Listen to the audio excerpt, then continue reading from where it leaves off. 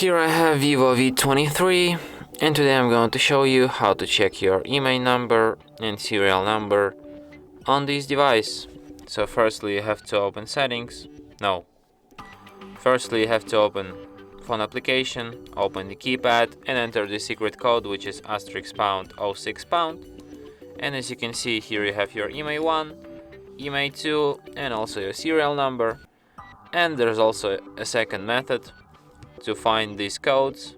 Just go to the About Phone section, then go to the status, and here you can find your IMEI 1, IMEI 2, and you can find your